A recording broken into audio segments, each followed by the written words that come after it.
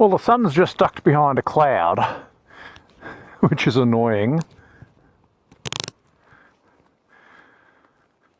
There we go, it's coming out again. Let's have the hero shot, maybe something like...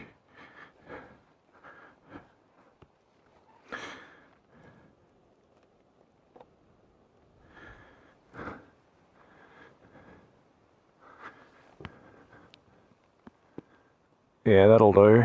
We can make that work. Alright.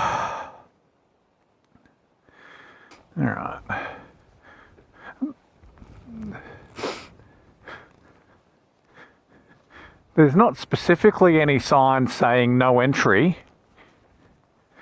but looking at the state of some of these tracks, I might leave it up to the dirt bikes, I think.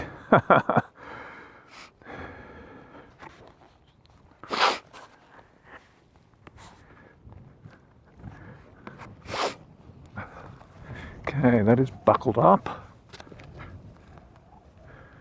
And of course, it is a bit windy today. So the old Honda was struggling in the headwind, so I thought I'd come out and do some slower tracks, where it doesn't matter if I can't do 100 Ks. So we'll tootle along here, enjoying the scenery. Hopefully I can think of something to have a chat about. Maybe my projects for this bike.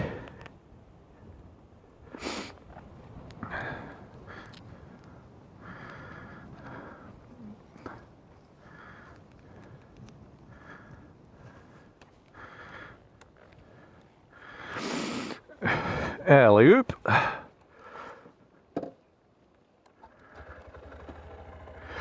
Oh, my bum's hurting already. I've only been on the bike for half an hour.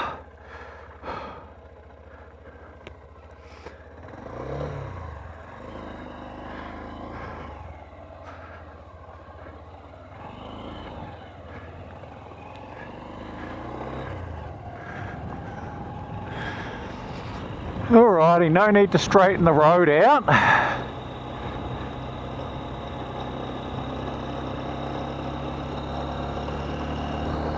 There's something rattling up here.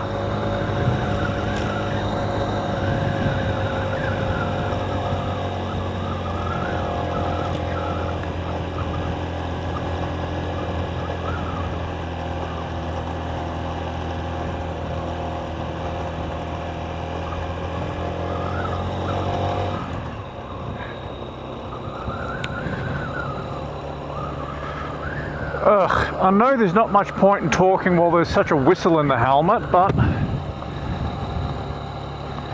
it kind of gets annoying riding slowly with the visor down just so I can have a chat. How's this? Still a bit windy. So my last few videos on this bike have just been general maintenance. You know, replacing my brake lever and the bent foot peg. What else have we done? The valves, that was a big job.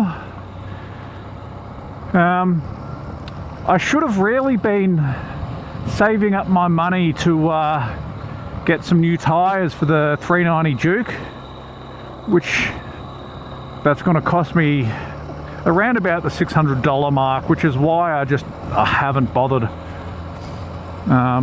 But I decided instead to throw some money back into this bike. Obviously, as I just said, the last few videos have been replacing parts and looking after it a little, because it was getting a little bit neglected, I'll admit. Anyway, I've thrown some money at the internet and bought a few bogus performance mods. Some of you might know about the EJK, the electronic jet kit. It's not remotely supported by EJK, this bike. They do the GROM up to about 2019, but all of these Euro 5 bikes, they've got some way of telling when there's a device that's messing with the fueling on the bike, and it cuts it out. Anyway, I found a second-hand EJK, you know, just for shits and giggles really. I wanted to see what they were and what they look like, and it's not something I can plug straight into the bike, obviously. The plugs on it are for a different injector, and so I have to figure out how I'm going to get my hands on a blank plug, and hopefully I can figure out the right wires to unpin from the existing loom. I'm not going to bother telling you what the bike it was meant to go on, because it's hilarious. It's not something I expected to even work, but it's just a project that I wanted to do in my spare time.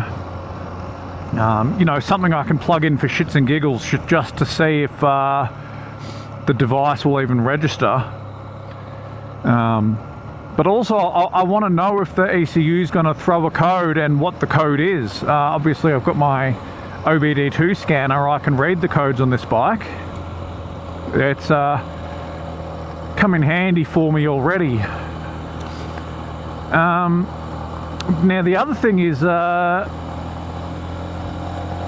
ordered a device from RaceXT, or Race EXT. I don't know how you want to pronounce it. RaceXT. It's a device that interferes with the air intake temperature sensor. Presumably so you can tell it that, I don't know, the air's colder than what it is, so the bike will run richer or leaner, or I don't really understand how it's supposed to work, but it splices the wire for the intake sensor, temperature sensor. Now, the RaceXT device is theoretically supported by, you know, the CB125F, which I'm curious about, because I really don't think it is. I think they've just Googled a list of bike models and thrown in, you know, saying this device works on everything, and I think it'll fail for the same reason that the like the EJK will, or would have, is that the ECU runs tests and comparisons against all the sensors, and if something's not adding up, then it's likely to throw a code. But at the same time, I'm curious to see for myself, if it's going to not work, why won't it work? The only thing I am a bit hesitant about with the RaceXT one is that it is going to splice a wire. It's got one of those push down clamp type splicers. I just need to make sure that I've got enough slack in the wire that I can put some crimps in there to fix it up if I need to. You know, splicing a wire isn't a big deal, so long as that I can use some crimp attachments and some shrink, heat shrink, to repair that wire if, you know, if it doesn't fail. But I mean, if it does work, cool. It's something else I get to play with. The last big thing that I've really done is I ordered a second-hand exhaust from a parts dismantler or a wrecker, whatever you want to call them, for this bike. And really all I wanted to do with that, that was a stick on the road, all I wanted to do with that was literally cut it open and have a look inside. Mainly I wanted to open it up where the catalytic converter is, because I wanted to see, you know, the cat pipe is only about that big on the whole bike. I just wanted to see what was in there. tell myself I'm going to be able to weld it back together when I'm done, but I only have a little arc welder and I've only used the damn thing once for practice.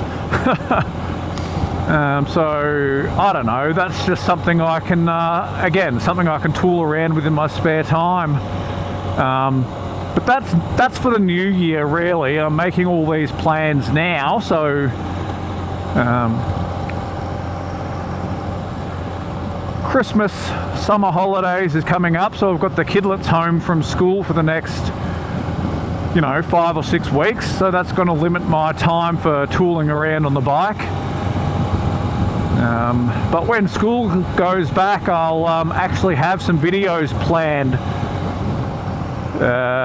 for the new year, which is, that's something I really struggle with. I know my service videos and parts videos tend to do a little bit better than the riding videos do, but I run out of money and I run out of things that I need to do. Now, I've recently put all my service videos into a separate playlist, which if I remember to, I'll link in again. Nobody clicks on the cards anyway, but it's fun to point at the screen and go, I'll put it up here.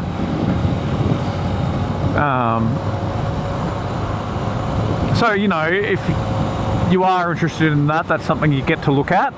I'm actually going to turn right because I don't want to go that way.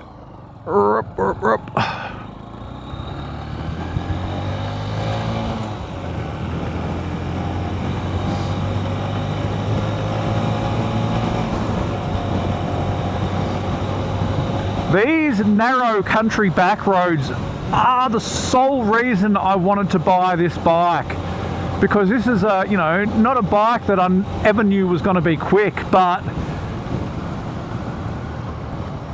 you can't beat the economy, and it is something that I enjoy doing, is just going slow down country roads and just having an explore.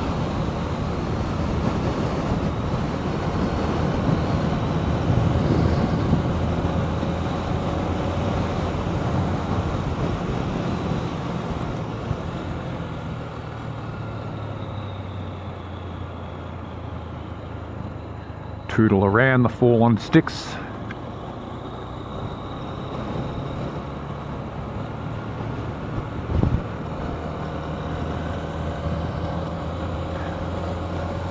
I feel like this little 125 is it's at home on little roads like this.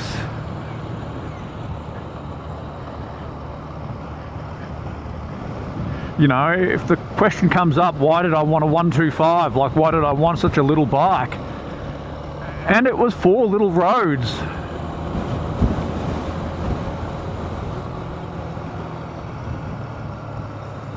I do intend to one day get myself a big fat old cruiser. That's what I want to end up on. But for now, this little bike is perfect for me.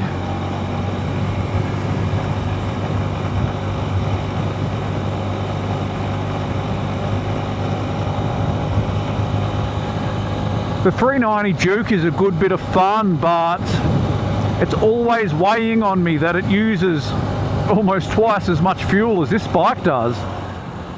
And sometimes all I want to do is tool around.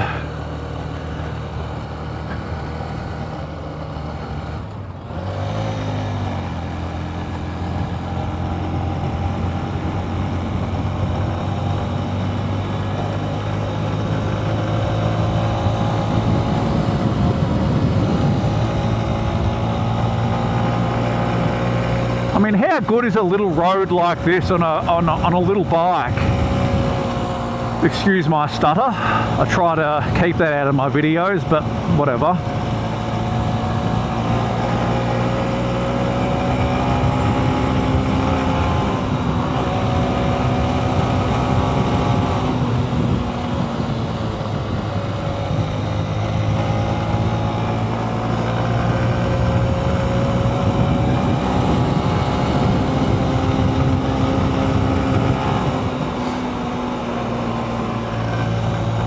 I've been riding with the bent foot peg for at least 4,000 kilometres, and I kind of got used to the way I had to stretch my foot to reach the brake pedal. Having replaced it now, this is the first time I've ridden it since having the new bar on, and it feels really good having the rear brake pedal right under my toe again.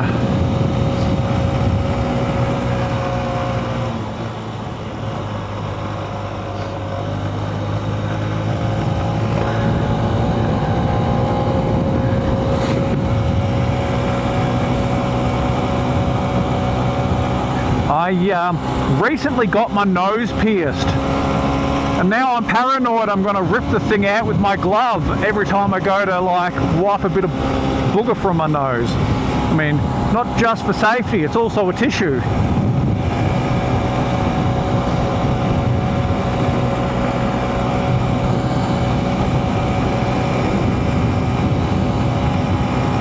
But I can't imagine that being a good day, getting a piercing snagged in my glove.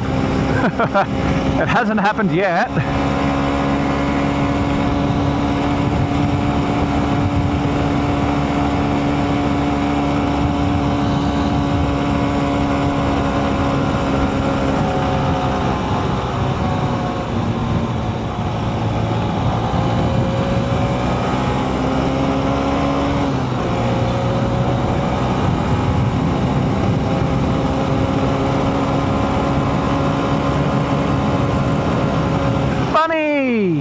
GoPro won't even see that, will it?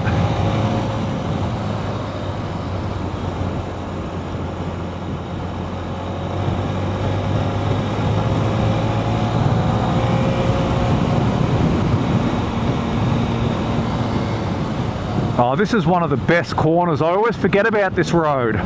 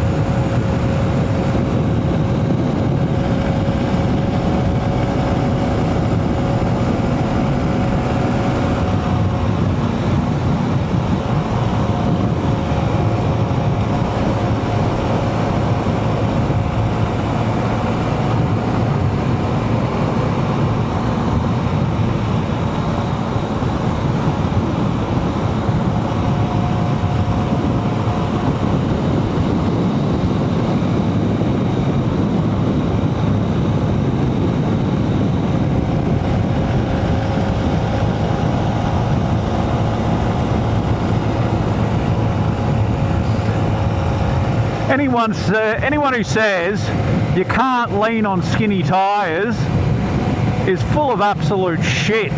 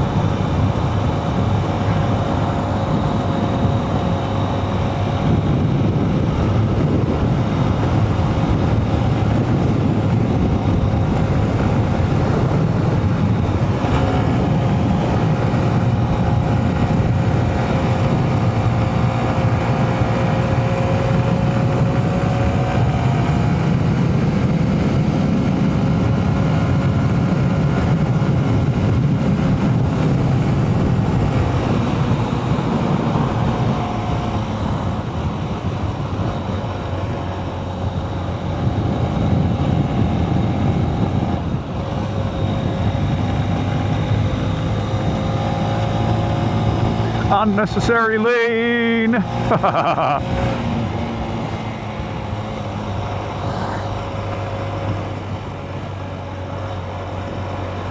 You know what? I don't think I've ever been down to Childers.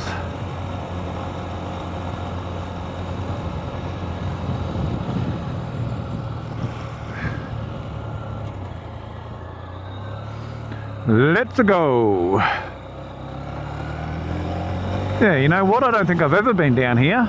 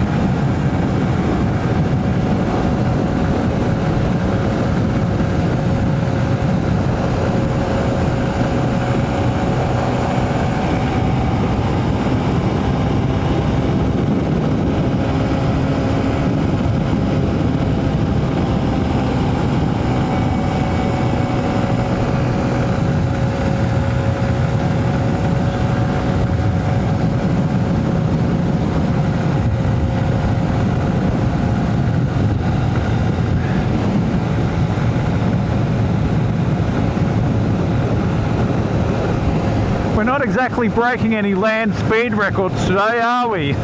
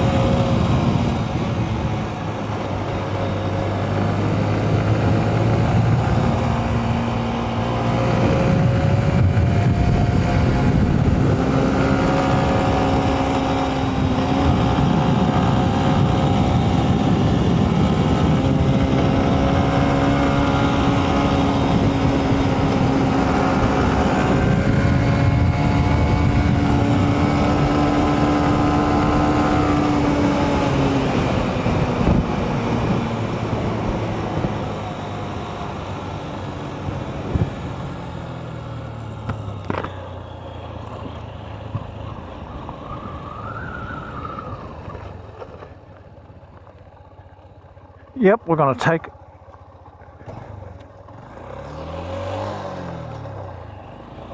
I wasn't sure which way I wanted to go, to be honest, but we'll take this one. Now we're back on the gravel and we can slow it down a bit. Everything I was just doing then was to try and make it look a bit more dramatic for the sake of YouTube. You know, with the counterbalance to make the angle look bigger than what it actually is, but it's fun, and honestly it's a good skill to practice regardless of whether or not you think it's necessary. You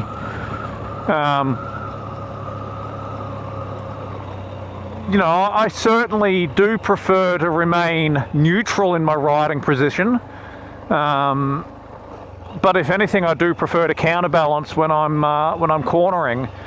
I think that has to do with the geometry of this bike as much as anything else. It's not a bike that really encourages you to put the knee down because we're very upright and my knees are sticking out like so.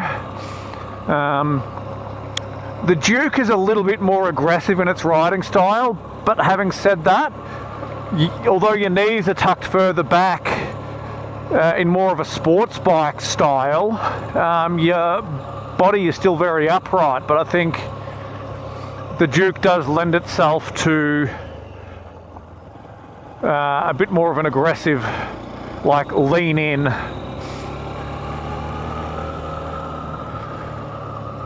riding style.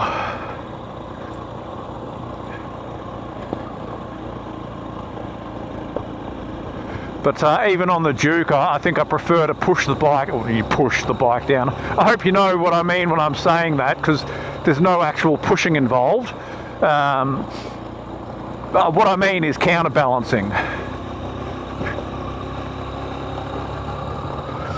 And I think in theory what I like about counterbalancing is if I need to throw my body to the inside, I still have the option of being able to do that a little, but I've never ridden at a speed where anything but a neutral riding position is remotely necessary.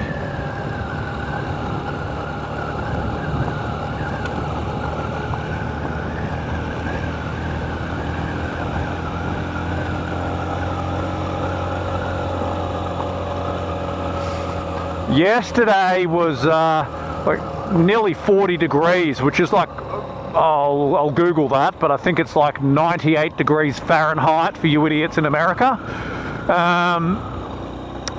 It was too hot to ride, but the bright sunny days always make the GoPro footage absolutely pop. You know, it's low to mid 20 degrees today,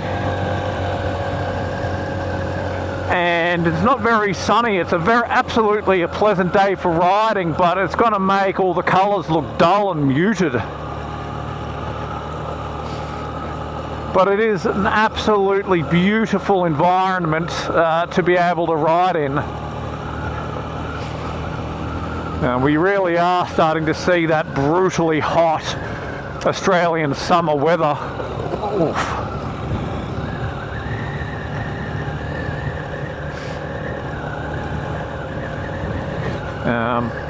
And I probably won't do so much riding on the hot days, because it really is just unpleasant.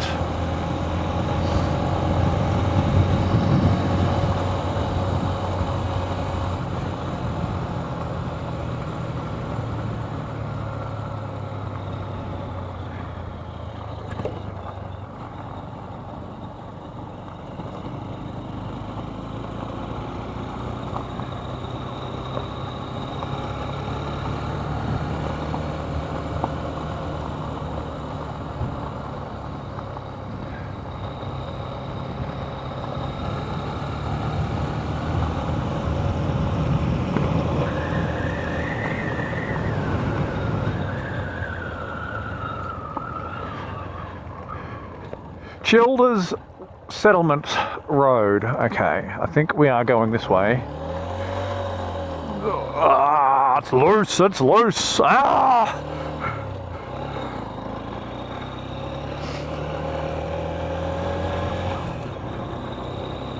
Handled it.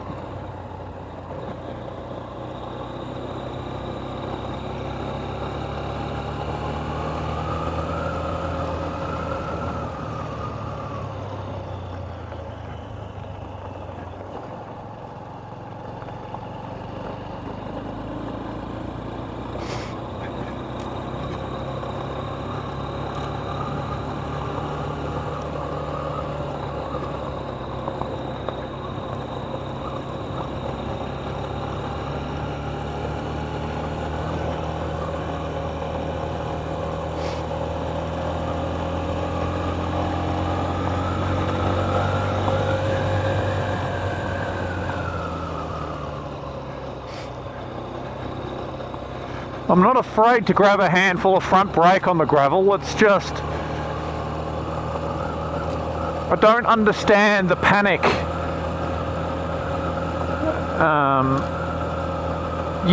You don't munch it. Obviously you don't want to lock up the front wheel or, you know, on a loose surface. But I mean, like, that doesn't mean you can't slow right down. I mean, look. That was all front brake.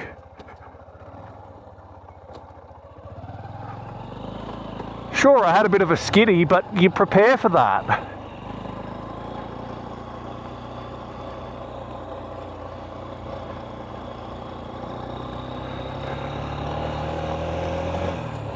There's no ABS on this bike either, so, you know, you do have to prepare for that. Let's go again. All right, let's do it from 25 Ks, which is what?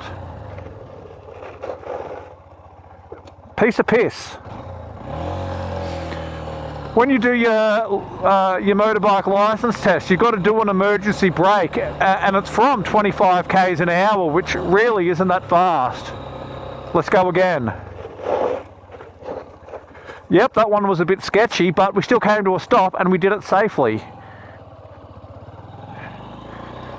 I'm really curious to see whether the GoPro is going to pick up on that gravelly sound. My internal microphone probably won't, but we're going fast or slow enough now that the wind speed's not blowing out the GoPro's microphone.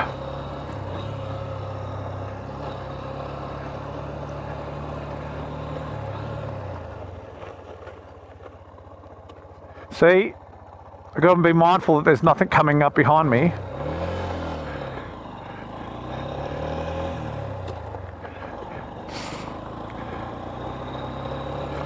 Alright, let's come to a stop. We'll get around to our next straight piece of corner, but let's just come to a stop normally without using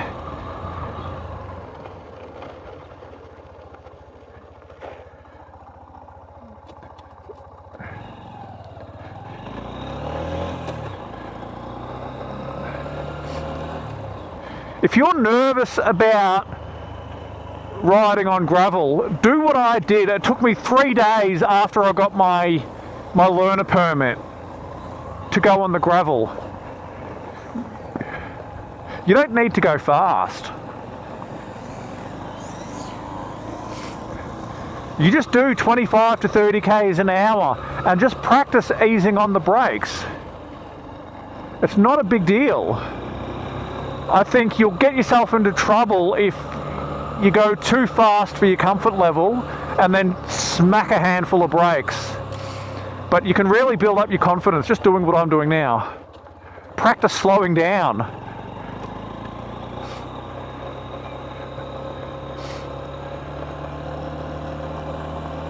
I really do feel like slow speed stuff is more important than trying to go fast. Like if you can't manage your bike coming to a stop from a slow speed, what are you doing going any faster?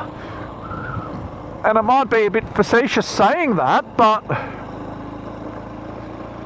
something comes around this blind corner. What do? I come to a stop, right? You've got to be able to make a quick decision. Shit, something's coming. Let's slow down. Whoa, that one was a bit sketchy. But the fact is, you've got to practice it. Let's go again. See? Don't worry about it.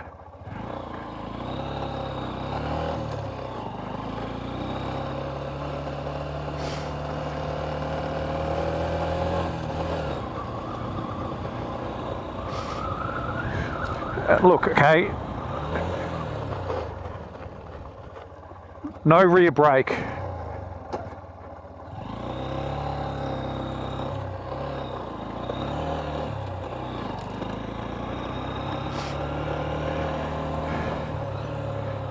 The gearbox is having a conniption fit.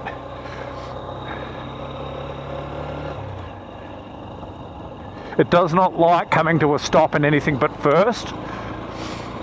And a couple of times there, pulling into third, it did not want to shift out of second.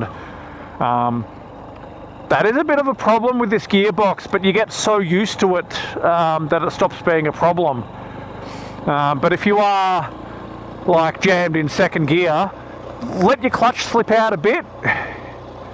Well, I mean, I just did it then, you would have seen, hopefully. But let the clutch slip out, get moving, then pull the clutch back in and jam it back down into first. You don't need to let it out all the way, just to the point where you feel that friction and the bike starting to want to move, and that should realign your gears and let you shift back down into first. Which is why it's always better to be in first gear before you come to a complete stop. Just don't do what I used to do and let the clutch out in first while you're still moving. Says the gearbox. This is a flippin' brilliant road. How have I never come down here before?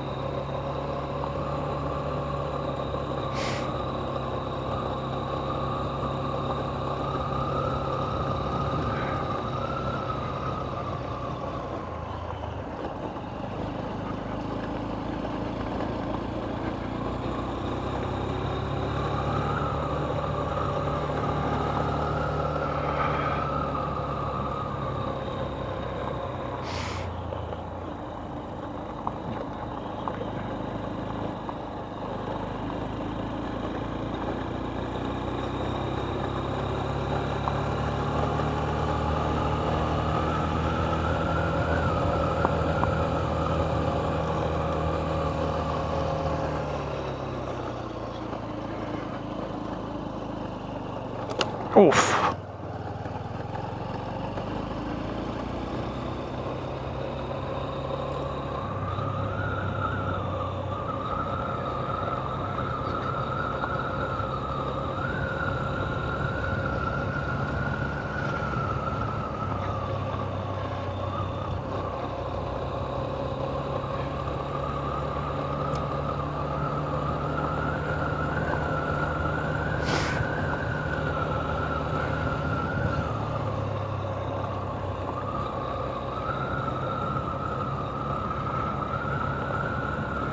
What a brilliant little road. I'm so glad I decided to come down here.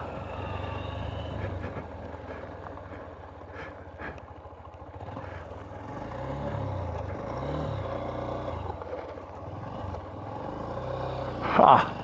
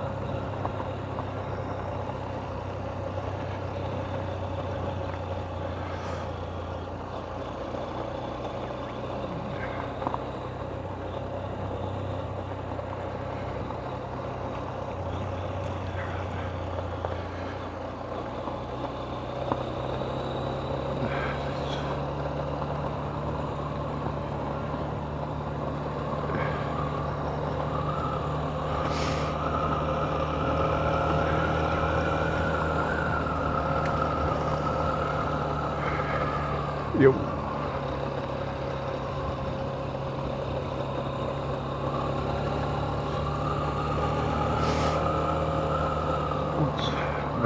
What are you doing there, Tony?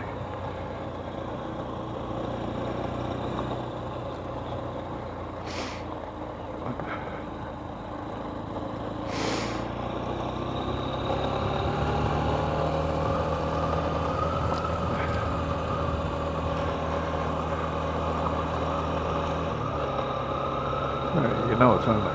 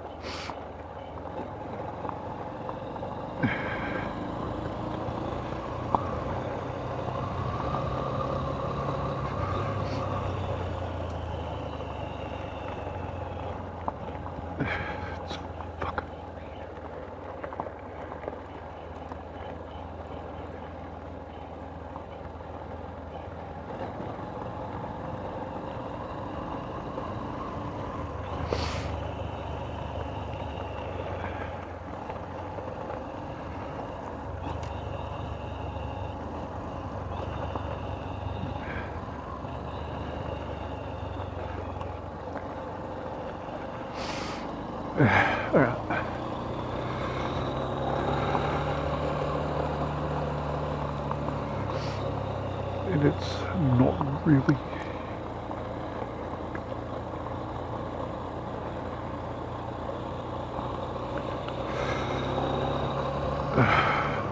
Genuinely.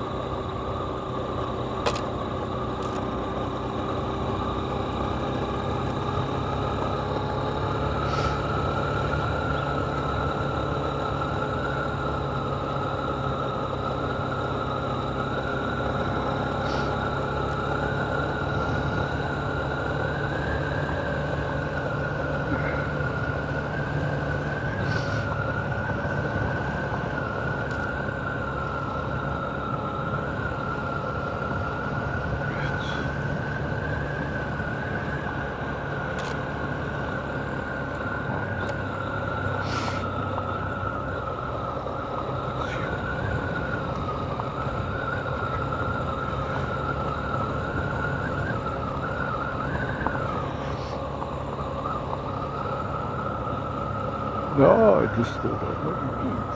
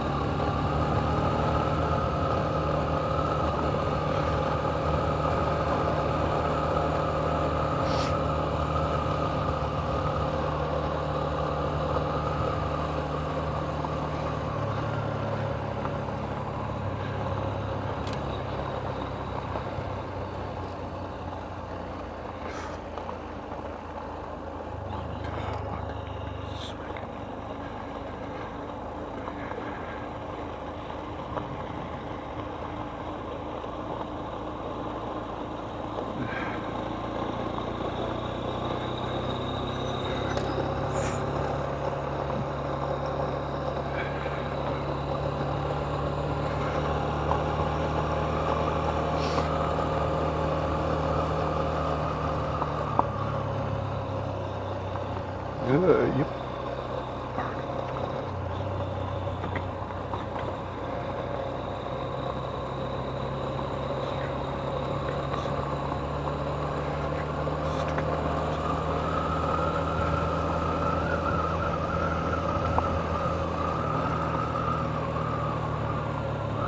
Aha!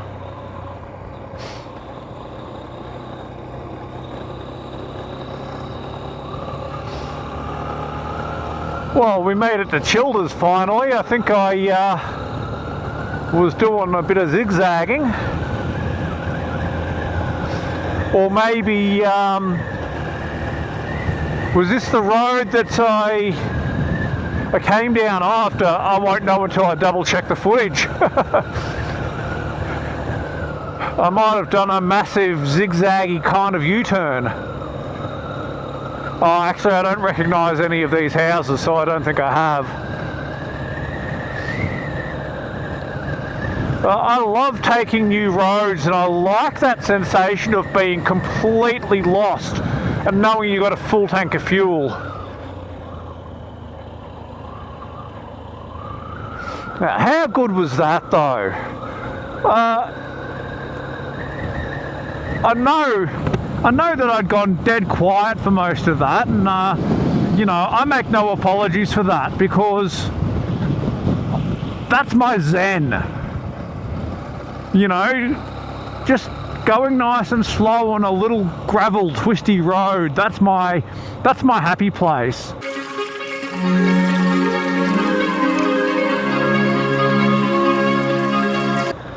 And I don't care if people watching find it boring that I'm not narrating for you. But I have to advocate just for shutting up and enjoying the ride. That's what you've got to do. That, you know, that is my happy place. Aha, no, it is. I recognise the Santee. Let's go this way now. Oh no, that's where we came up, McDonald's truck.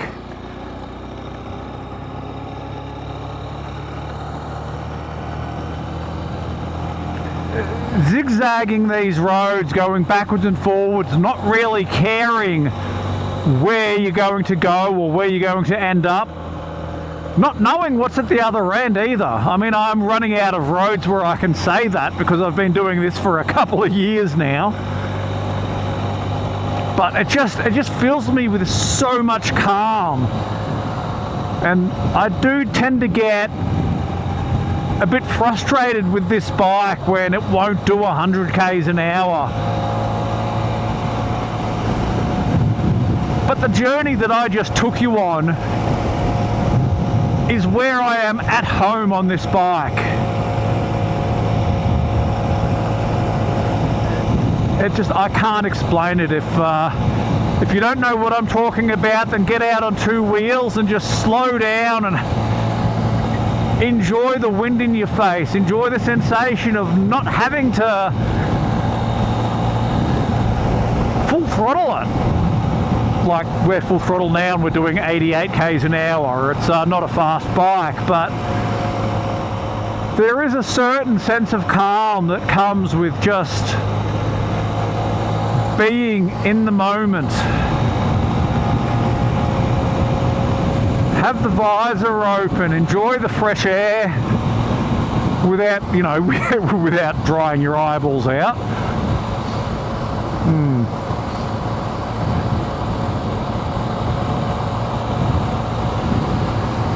That's what makes me happy.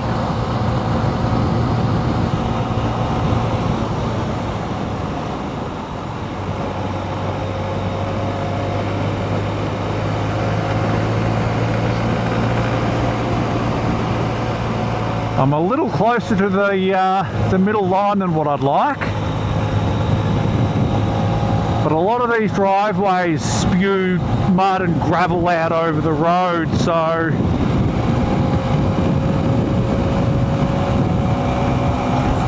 it's probably the lesser of two evils here.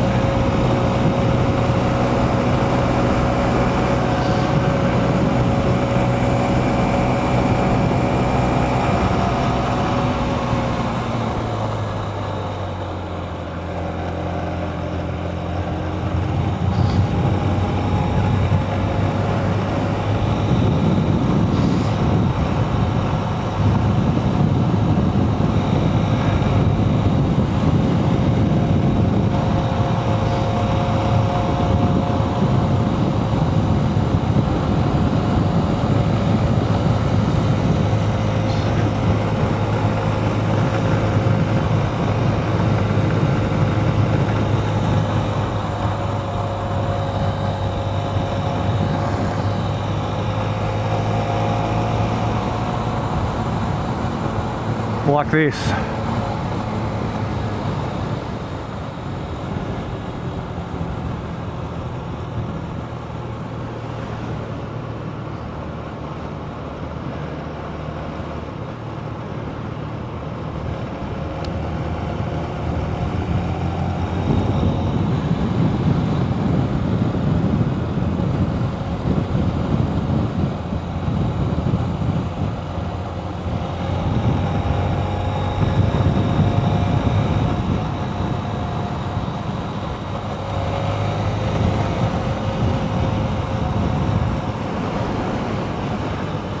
Again, I'd love to come here at speed, but there's rocks over the road and mud and dust.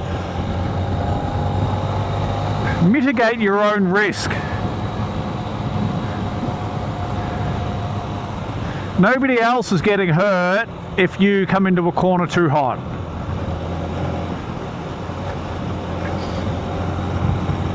There is no shame in just slowing down.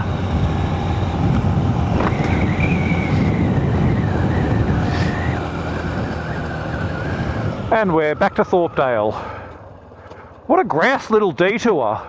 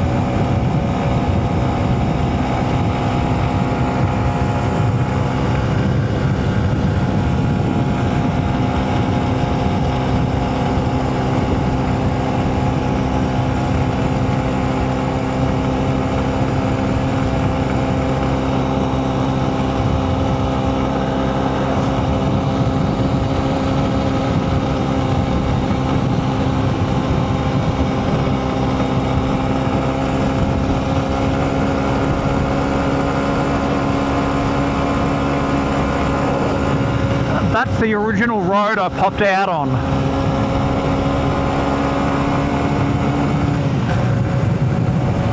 Shit all over the road there.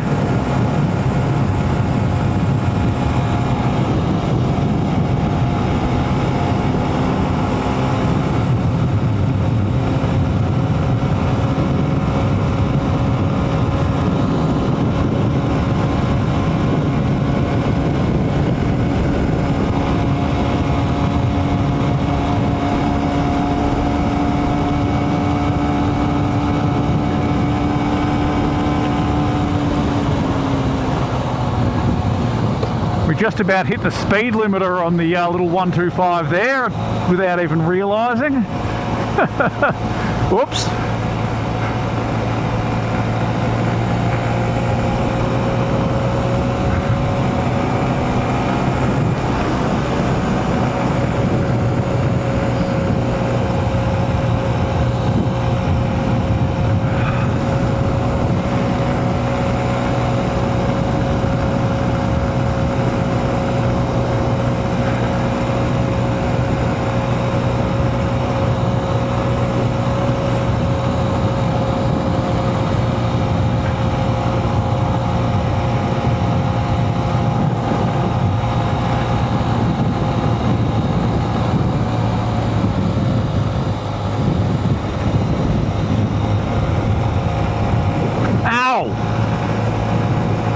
every time, that bump.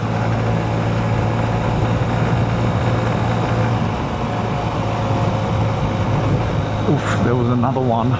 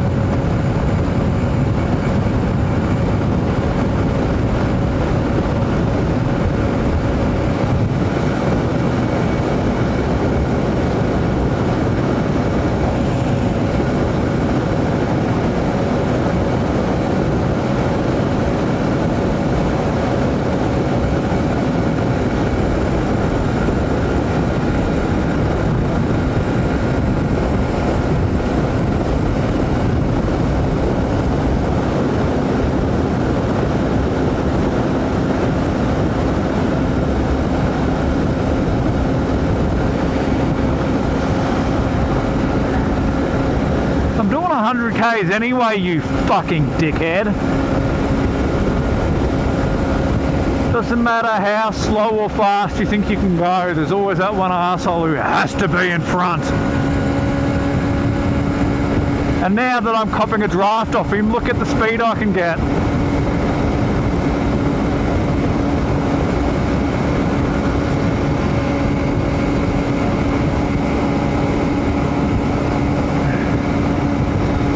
It's always the biggest irony. I'll struggle to get above 95 k's an hour. Get a vehicle like this in front of me and all of a sudden I can keep up.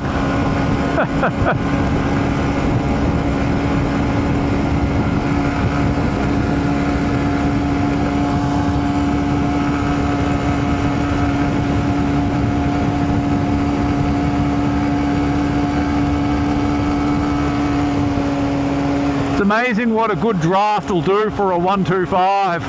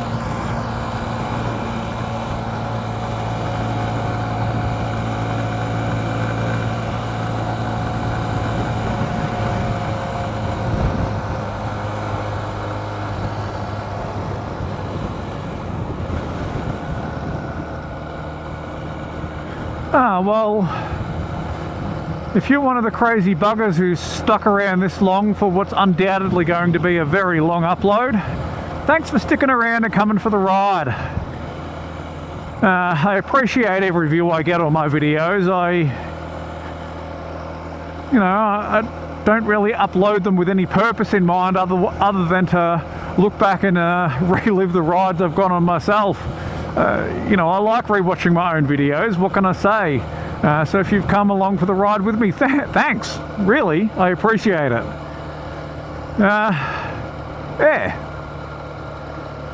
no real plans for coming uploads until the new year, but yeah, I'll see you in the next one.